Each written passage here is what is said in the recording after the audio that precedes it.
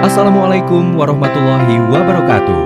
Selamat jumpa kembali dalam kajian Fikih Islam bersama Ustadz Dr. Dudu Hermawan MAG. Kajian ini dimulai dengan membaca teks, menerjemahkan, dan menjelaskannya berdasarkan Al-Quran, hadis, dan pendapat mazhab. Jika ada pertanyaan, sampaikan di kolom komentar. Jangan lupa like, subscribe, dan share video ini. Selamat menyaksikan. Bismillahirrahmanirrahim. Assalamualaikum warahmatullahi wabarakatuh. Alhamdulillahilladzi binikmatihi tatimmus sholihah. Wassalatu wassalamu ala rasulillah wa ala alihi wa sahbihi wa mawalah amma ba'du. Saudara kaum muslimin, para santri yang ada di pesantren Al-Madinatul Fadilah atau santri lain yang ikut belajar ya dalam kajian kitab takrib ya atau Fathul Qorib. Pada pertemuan yang ke-25 ini kita akan membahas perihal libas, paslun fil libas ya. Pasal mengenai libas. Libas itu pakaian. Saya tidak sendiri, ada Muhammad Barir Fakih Hermawan. Ini dulu santri Trend Science yang ada di Sragen ya. Sekarang ini sudah menjadi mahasiswa Undip begitu ya, alhamdulillah. Ya, saudara sekalian, kita mulai. Silahkan yang punya kitab ada di halaman 21 ya. Halaman 21. Nah, sekarang yang akan membacakan Fakih ya, silakan. Paslun, ini pasal. Silakan Fakih. Wayahrumu alar rijali. Wayahrumu dan haram ya. Alar rijali terhadap laki-laki atau bagi laki-laki. Labsul hariri. Ya, labsul hariri. Labsul hariri itu pakaian apa pakai sutra ya, pakaian yang bahannya dari sutra. Harir itu artinya sutra. Labsu itu pakaian, labsul hariri pakaian sutra. Terus watakhotumu dan memakai cincin. Takhotum itu artinya bercincin bizzahabi ya, dengan emas. Bizzahabi dengan emas. Ya, dilanjut. Wayahilu dan halal ya, lin nisa'i bagi perempuan. Wayahilu dan halal opo. Yang halal itu apa? Tadi labsul hariri ya, pakaian sutra, dan takhatum bid zahabi ya, bercincin emas bagi perempuan itu halal, tapi bagi laki-laki haram. Ya, dilanjut. Wa qalilud dhahabi wa katsiruhu. Wa qalilud dhahabi, sedikitnya az-zahabi emas, wa katsiruhu dan banyaknya emas tersebut. Terus fitahrimi dalam keharamannya, sawaun adalah sama. Wa qaliluhu dan sedikitnya. Wa qaliluhu atau wa qalilu dhahabi. Wa qalilu dhahabi, sedikitnya emas. Wa katsiruhu dan banyaknya emas tersebut. Fit tahrimi dalam keharamannya, sawaun sama. Ya, dilanjut. Wa idza kana, dan apabila ada, apa yang ada? Ba'dus saubi, sebahagian dari bahan pakaian itu. Ibroisima, ibroisima itu artinya sutra, ya, sutra.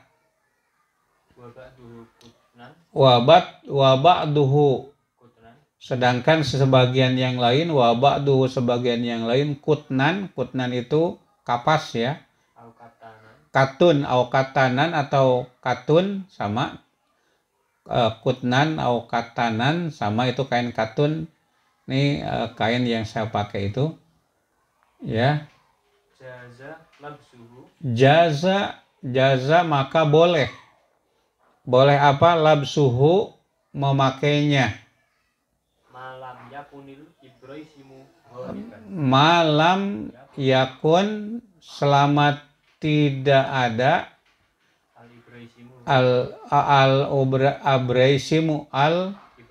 ibroisimu goliban, itu banyak, ngalindih itu apa ya bahasa Sunda begitu, ya, lebih banyak lah kira-kira begitu, ya.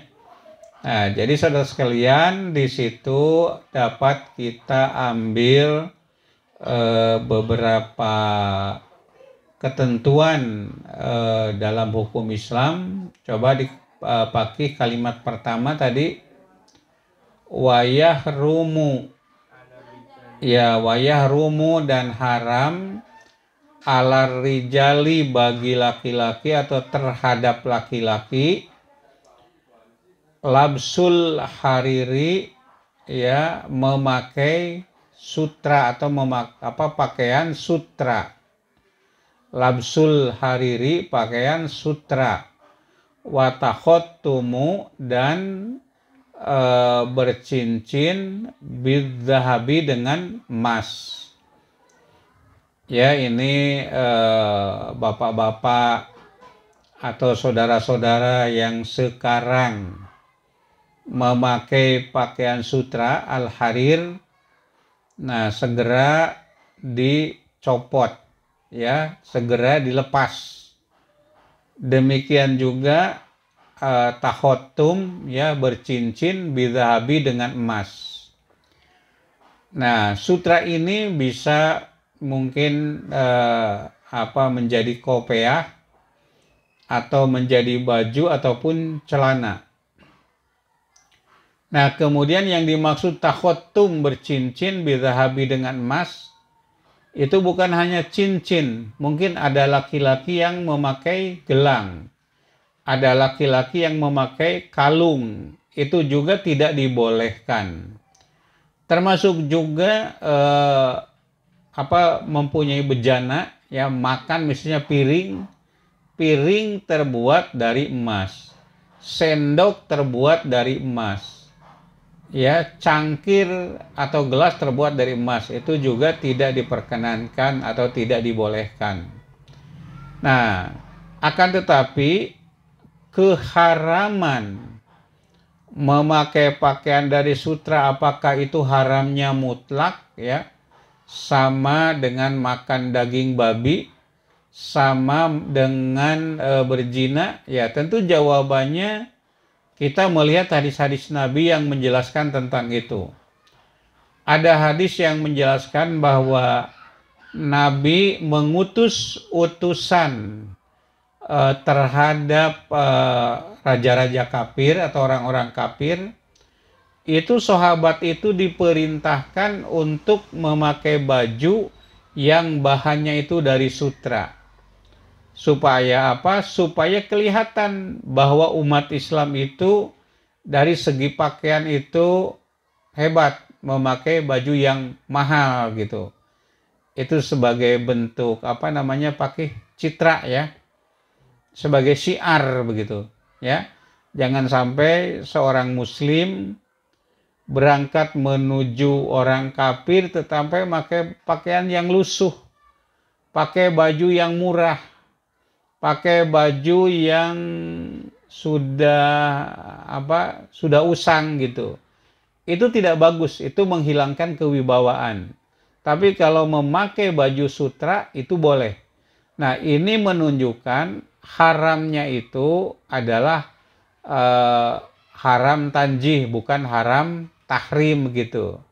Jadi dalam keadaan tertentu itu menjadi boleh. Tadi seperti ketika menjadi wufud itu utusan menghadapi kaum kafirin itu boleh. Sama dengan itu dalam hadis itu dikatakan bahwa orang Yahudi dan orang Nasrani itu tidak menyemir rambut. Ya, tidak menyemir rambut. Ya, tetapi Nabi mengatakan bersemirlah rambut itu. Jadi pakai boleh semir rambut, pakai yang merah boleh, pakai warna hijau boleh. Tetapi tidak boleh dengan warna hitam. Nah, akan tetapi ketika terjadi perang melawan kaum kafirin, kaum musyrikin, Nabi memerintahkan para sahabat untuk menyemir rambutnya dengan warna yang hitam. Nah, keharaman menyemir rambut dengan semir yang hitam itu tidak menunjukkan haram tahrim ya, tapi menunjukkan kepada haram tanjih. Nah, jadi seperti itu. Boleh dalam kondisi tertentu. Ya, tapi dalam tradisi kita kalau orang menyemir rambut itu diberi stempel anak yang tidak baik, begitu ya. Nah, oleh karena itu al-adatu muhakamatun, adat kebiasaan itu juga bisa menjadi hukum. Oleh karenanya lebih baik tidak boleh aja. Cukup saja rambut yang sudah ada, yang sudah bagus, itu tidak boleh pakai pakai semir, baik itu merah, kuning atau apapun begitu ya. Nah, jadi seperti itu. Ya, jadi itu kalimatnya. Diulangi pakai wayah rumu ala rijali, haram terhadap laki-laki, labsul hariri, pakaian yang terbuat dari sutra, watahottumu, tahottum itu memakai cincin, bizahabi dengan emas. Nah, pasti sesuatu yang dilarang oleh Nabi, kalau kita melaksanakannya itu akan ada dampak negatif ya.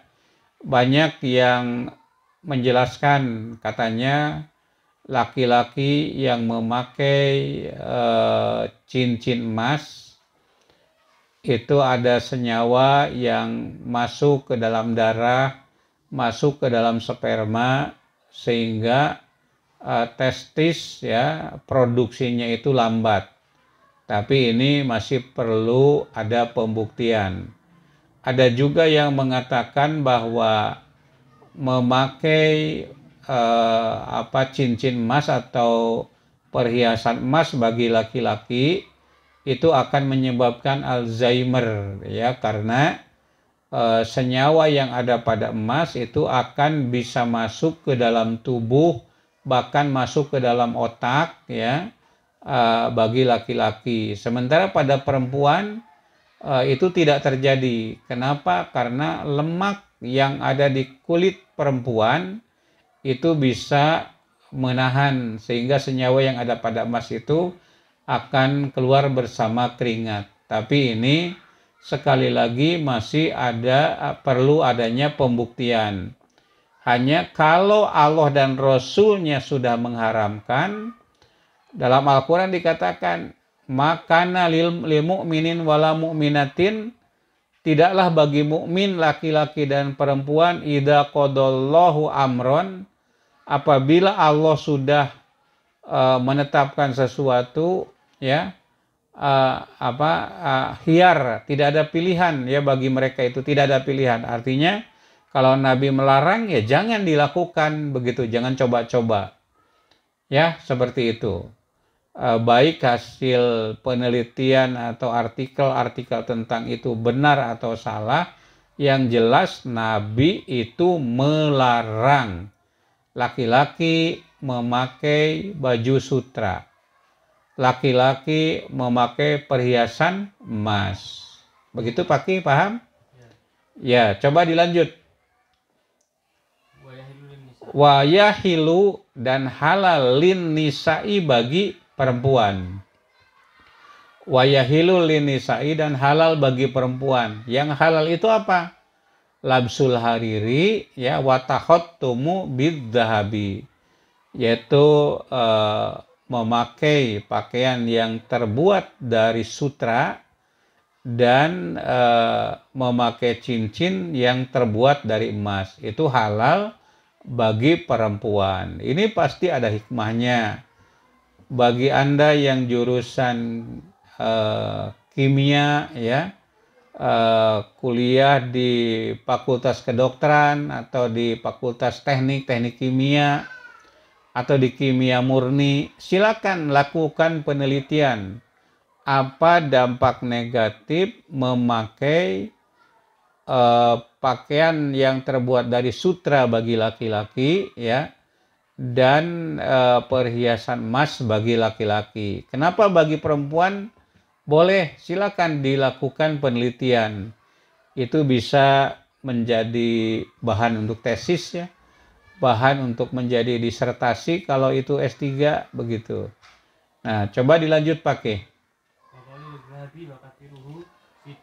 Iya, wa qalilu dzahabi wa katsiruhu, banyaknya emas sedikitnya emas, wa katsiruhu dan banyaknya emas, fitahrimi dalam pengharaman, sawaun adalah sama gitu.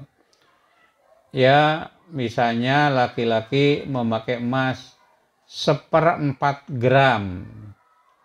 Ya sedikit itu ya. Ya, dan banyak misalnya 50 gram. Sedikit dan banyaknya emas itu dalam hal haramnya itu sama-sama haram. Ya, demikian juga kain sutra gitu. Saya memakai semacam apa ya? Apa ini pakai namanya? Untuk apa namanya? Untuk tangan itu sarung tangan, katakan itu sedikit ya. Pakai jubah itu sama, sedikit dan banyaknya dalam hal haramnya itu sama. Begitu. Jelas ya. Itu soal yang ketiga. Jadi yang pertama haram bagi laki-laki sutra dan emas, yang kedua halal bagi perempuan. Yang ketiga sedikit dan banyaknya emas dalam hal haramnya itu sama. Itu yang ketiga. Yang keempat dilanjut silakan. Wa idza kana ba'du thawbi ibraisiman ya, apabila sebahagian dari pakaian itu sutra ya, sebahagiannya sutra, wa ba'duhu kutnan, sedangkan yang sebagian yang lainnya itu kapas ya, katun au katanan atau katun, jaza labzuhu, maka boleh memakainya ya, malam yakunil ibroisima, selama sutra itu ibroisima sutra kok kutra terus ya, goliban tidak selama sutranya itu tidak melebihi, tidak mayoritas atau tidak